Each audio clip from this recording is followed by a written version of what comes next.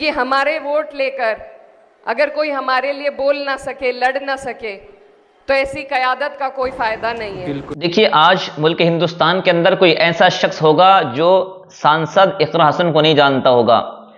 ये बड़ी सिंपल बोलती हैं और बड़ी अच्छी तरह से विपक्ष के सामने अपनी बात को बड़ी आसानी के साथ रख देती हैं।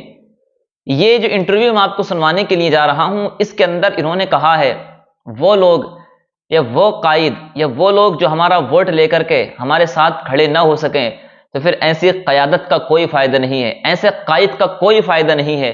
कायद वो बेहतरीन होता है जो अवाम की खबर हर वक्त रखता हो, और वो चीज़ इकरा हसन के अंदर नजर आती है। और अखिलेश यादव को लेकर के बहुत सारी बातें की गई हैं, ज़रा इस वीडियो के अंदर आप मुकम्मल सुनिएगा।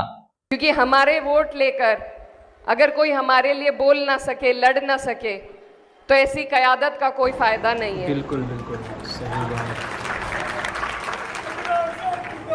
मैं आपको ये बताना चाहती हूँ कि मेरा जो भी छोटा सफ़र राजनीति का रहा है, जितनी मजबूती के साथ मुझे हमारे नेता अखिलेश यादव जी ने मेरा साथ दिया, मेरे परिवार का साथ दिया, ऐसे वक्त में हमारा साथ दिया जब पूरी सरकार और उनका पूरा प्रशासन हमारे पीछे लगा हुआ था। बिल्कुल बिल्कुल वो एक ऐसे वाहिद शख्स हैं जिन तक पहुंचना हर आदमी के लिए इतना आसान है, जो हर गरीब मजलूम की आवाज़ को समझते हैं, उसके दुख को समझते हैं। आज इस देश में अगर विपक्ष को मजबूती देने का काम किया है तो उनकी सलाहियत ने, उनकी सूझबूझ ने और उनकी पार्टी ने इस विपक्ष को मजबूती देने का काम किया है। बिल्कुल बिल्कुल सच्ची बात। और वो हर उस व्यक्ति की आवाज़ बनना चाहते हैं जो कतार में सबसे पीछे खड़ा है। तो ऐसे लोगों को जब हमारी ज़रूरत है, 5 साल में एक बार उन्हें हमारी ज़रूरत पड़ती है वोट की, उनका साथ देना चाहिए। अगर उस वक्त हम उनके साथ न खड़े हों तो हमारे बीच में ऐसे लोग पैदा होने बंद हो जाएंगे जो आपकी और हमारी लड़ाई ईमानदारी से लड़ सकें। आज हमारे नेता आपके प्रदेश में अपनी पार्टी को मजबूती देना चाह रहे हैं और इसीलिए हम सब यहाँ पर आए हैं कि हम आपको इस आने वाले चुनाव के लिए प्रेरित कर सके, आपकी हौसला अफजाई कर सके और आपको बता सके कि जब जब आपको ज़रूरत पड़ेगी, समाजवादी पार्टी आपके बुरे में, आपके भले में, आपके बीच में सबसे आगे खड़े रहने का काम करेगी। और मुझे उम्मीद है कि जो हमारी पार्टी के यहाँ पर मजबूत लोग स्टेज पर बैठे हैं, फहाद भाई और रईस भाई यहाँ से जा चुके हैं और मन्नान भाई, मुझे उम्मीद है कि मेरे भाई इतने मजबूत हैं कि आपकी हर लड़ाई को मजबूती से लड़ने का काम करेंगे। तो मेरी आप सभी से गुजारिश है कि आप लोग इन्हें मजबूती दें, अपने बीच में रखकर ताकत दें, ताकि ये हौसले के साथ, हिम्मत के साथ आपकी आवाज़ बन सके। और ये जो चुनाव है, जो आने वाला चुनाव है, ये बहुत महत्वपूर्ण है। बहुत सारी चीज़ें इस पर निर्भर करती हैं। आपको अपनी ताकत को, अपने वोट की ताकत को समझना है और इस चुनाव में मजबूती के साथ वोट देने का काम करना है।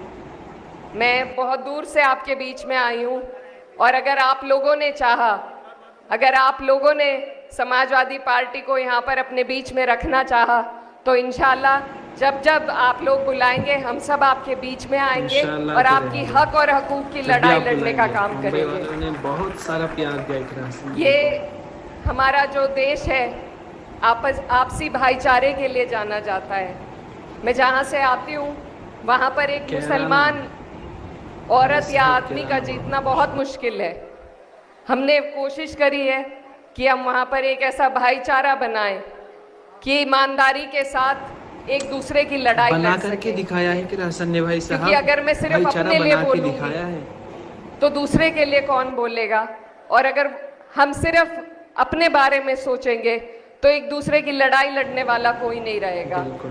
तो ऐसे बहुत से लोग हैं जिन्हें आपके साथ की ज़रूरत है, और अगर हम ईमानदारी से उनका साथ देंगे तो मुझे उम्मीद है कि जब आपकी लड़ाई लड़ने की बारी आएगी तो वो भी आपके साथ आपको खड़े मिलेंगे।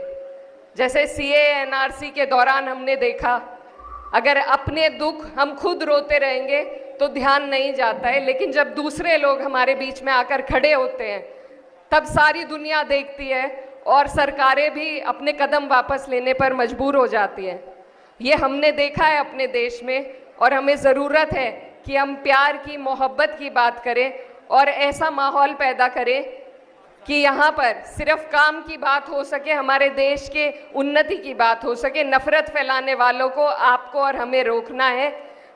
कुछ हद तक हमने ये काम कर दिखाया है, लेकिन अब ज़रूरी है कि सबसे पहले आप महाराष्ट्र में, सबकी नज़रें आपके चुनाव पर टिकी हुई हैं और हम जैसे लोग जो इतनी दूर बैठे हुए हैं, हम आपसे उम्मीद लगा रहे हैं कि आप सबसे पहला संदेश भाजपा को यहाँ पर देंगे और फिर हम यूपी में वही काम करने का पूरी कोशिश करेंगे। तो आप लोग, आप पे बड़ी जिम्मेदारी है और हमारी जो पार्टी है, हमारी पार्टी आपके बीच में इस तरीके से मेहनत कर रही है, खासकर अबू आसिम आज़मी साहब के क़यादत के अंदर। वो एक वाहिद शख्स हैं जिन्होंने पार्टी को यहाँ पर ताकत दे रखी है और इतनी बेबाकी से वो सबकी लड़ाई लड़ने का काम करते हैं। मुझे बहुत फख्र होता है उनको देखकर, क्योंकि हम उत्तर प्रदेश में आते हैं, वहाँ सरकार भी बना सकती है पार्टी, लालच में भी लोग पार्टी ज्वाइन करते हैं, लेकिन महाराष्ट्र जैसे प्रदेश में समाजवादी पार्टी